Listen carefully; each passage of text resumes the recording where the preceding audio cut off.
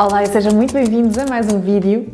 Hoje vamos desmistificar mais 5 alimentos que, apesar de serem processados, são muito nutritivos. Existe aquela ideia generalizada de que se um alimento é processado, automaticamente é mau. Entre aspas, porque eu não gosto de categorizar os alimentos em bons ou maus.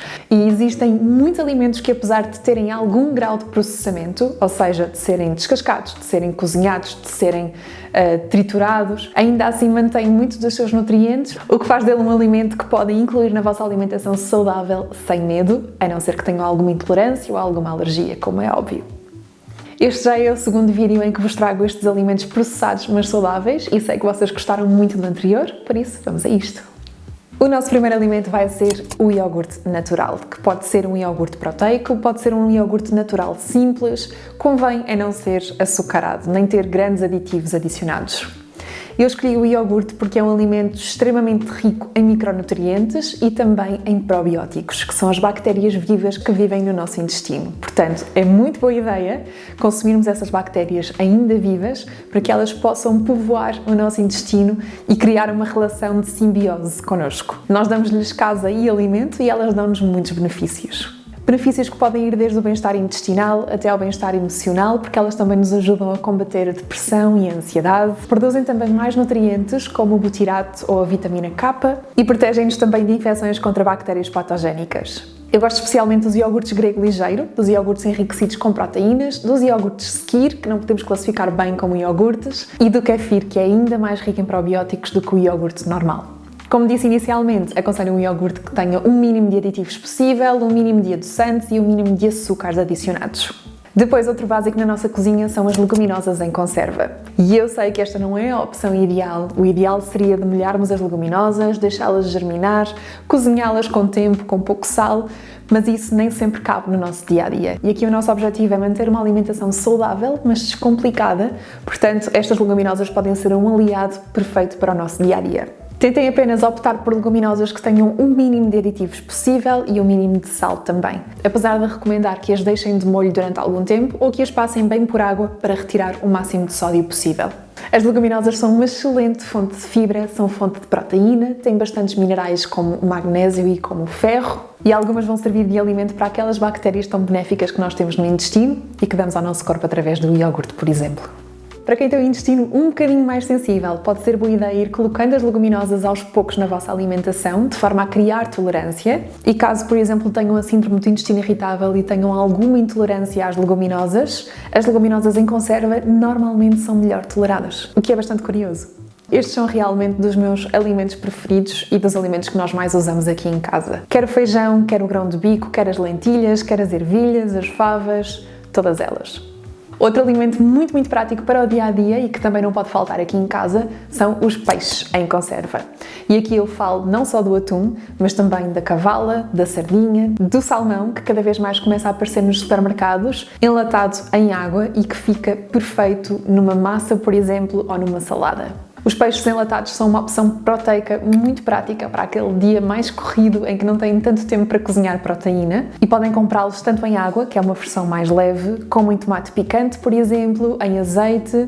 E aqui o azeite, apesar de ser um bocadinho mais calórico, tem outro benefício. Alguns destes peixes são peixes grandes que acumulam alguns metais pesados e o azeite na conserva faz com que esses metais migrem para a gordura e que acabemos por não consumir tantos metais pesados quando consumimos apenas o peixe. Portanto, pode ser uma boa maneira de reduzir essa ingestão de metais pesados, mas apesar disso eu aconselho que este peixe em conserva não seja constantemente consumido, que seja comido mais no SOS, num dia um bocadinho mais corrido.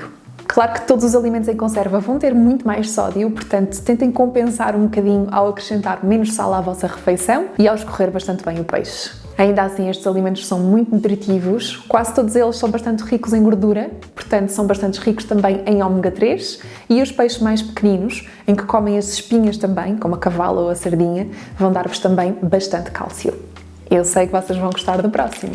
Então, o próximo alimento que não falta cá em casa é o chocolate negro. O chocolate, apesar de também ser processado, é um alimento extremamente rico em nutrientes, tem muito magnésio, tem muitos flavonoides, tem muitos polifenóis que têm propriedades anti-inflamatórias, antioxidantes e que ajudam a combater algumas doenças como o cancro, por exemplo, a diabetes ou o Alzheimer. Mas atenção que estes benefícios apenas são atribuídos ao chocolate muito concentrado, ou seja, a chocolates com 70, 80, 90 ou 100% de cacau. Quanto maior a percentagem de cacau, claro, maiores os benefícios. E infelizmente para alguns de vocês, estes benefícios não se verificam naqueles chocolates com muitos açúcares adicionados, com muito leite ou com muitos extras como bolachas e outro tipo de gorduras. O chocolate vai dar muito sabor e muitos nutrientes às vossas receitas doces, ou podem saboreá-lo de vez em quando com muita consciência para obterem os benefícios e acalmarem a vossa vontade por doces.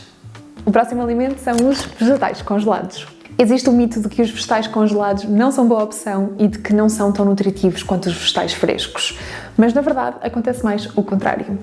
Isto porque muitos vegetais frescos, sobretudo os vegetais de supermercado, que têm uma longa viagem até chegar ao nosso prato, são colhidos mais verdes para que depois possam amadurecer e não se estragar nessa viagem até ao nosso prato. Enquanto que os vegetais congelados podem ser colhidos mais tarde, portanto eles maturam mais na terra, ganhando assim mais nutrientes, e depois são processados e congelados logo a seguir, o que faz com que não hajam tantas perdas de nutrientes. São também uma opção muito prática para o dia-a-dia, especialmente para aquelas pessoas que não têm muito tempo ou não querem gastar muito tempo a cozinhar. E são também muito versáteis porque podem ter vários sacos com misturas diferentes para diferentes tipos de receitas. Eu gosto muito de ter a mistura asiática, a mistura italiana, a mistura francesa, a jardineira, a mistura de pimentos. Também são uma ótima forma de evitar o desperdício porque, por serem congelados, não se estragam, ao contrário dos vegetais frescos que eu sei que muitas vezes ficam esquecidos no fundo do frigorífico. Com estes vegetais não há qualquer desculpa para não comerem refeições saborosas, extremamente ricas em nutrientes e muito rápidas de preparar. Evitem apenas as misturas que têm óleos adicionados ou outro tipo de aditivos. E são estas as sugestões que tenho para vocês hoje. Como podem ver, os alimentos processados não são automaticamente vilões, entre aspas, e podem ser extremamente práticos e extremamente ricos em nutrientes. Espero que tenham gostado destas opções. Se as escolherem estrategicamente, podem tornar a vossa alimentação saudável mais fácil de seguir, mais completa e mais divertida também. Espero que tenham gostado. Vejo-vos no próximo vídeo, no meu consultório ou nas consultas online. Até lá!